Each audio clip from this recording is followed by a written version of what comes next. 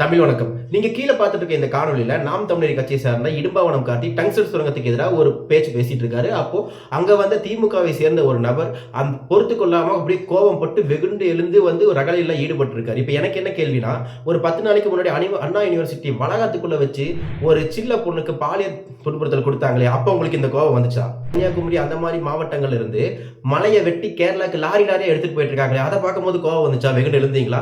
இல்லையே. இல்ல அதே கேரளால இருந்து மருத்துவ கழிவுகளையும், கோழி கழிவுகளையும் வந்து டன் கணக்குல கொண்டு வந்து கொட்டுனாங்களே, அத பார்த்து கோவப்பட்டீங்களா? கிடையாது. வேங்கை வயல்ல மனுஷன் குடிக்கிற தண்ணீல மனித கழிவுகள கலந்தானே, அவன இப்ப வரைக்கும் கண்டுபிடிக்க முடியலையா? ஏன் கண்டுபிடிக்கலன்னு அத பார்த்து கோவப்பட்டீங்களா? அத பார்த்தும் கோவப்படல. எத பார்த்துமே கோவம் வராதப்போ, நீங்க பண்ற தவறுகளை எல்லாம் நாங்க சுட்டிக்காட்டும்போது உங்களுக்கு கோவம் வர்றது எந்த விதத்துல நியாயம்னு எனக்கு தெரியல. இங்க பெண்களுக்கு எதிரான தப்பு நடக்கலாம், சாதி ரீதியான தவறுகள் நடக்கலாம். இத பார்த்தெல்லாம் எதுக்குமே உங்களுக்கு கோவம் வராது. ஆனா அத பத்தி நாங்க பேசும்போது மட்டும் கோவம் வரும்னா, நீங்க தயாரா இருந்துக்குங்க. இத பத்தி நாங்க பேசிட்டே தான் இருப்போம். நீங்க கோவப்பட்டே தான் இருக்கணும். நீங்க தாராளமா கோவப்பட்டே இருங்க. நன்றி.